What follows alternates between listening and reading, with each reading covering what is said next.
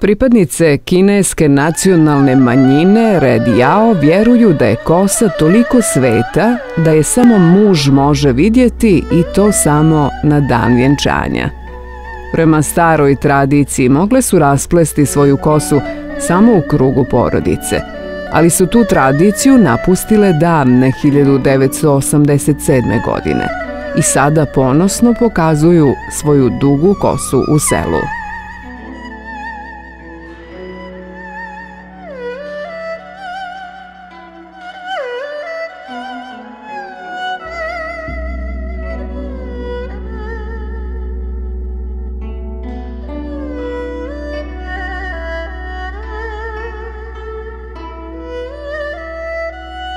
U prosjeku kosa ovih žena duga je 1,6 metara, a kosu režu samo jednom u životu, kada napune 16 godina i krenu u potragu za mužem.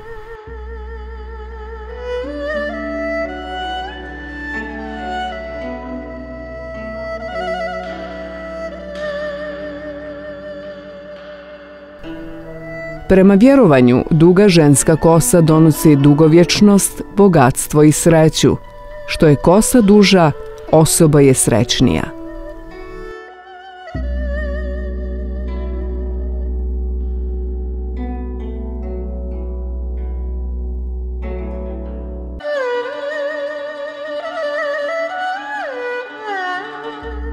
Iako nose slične frizure, određeni detalji frizure otkrivaju detalje o osobi.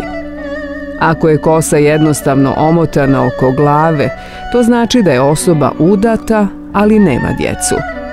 Ako nosi punđu, onda je udata i ima djecu, a ako nosi maramu oko glave, onda je u potrazi za ljubavnikom.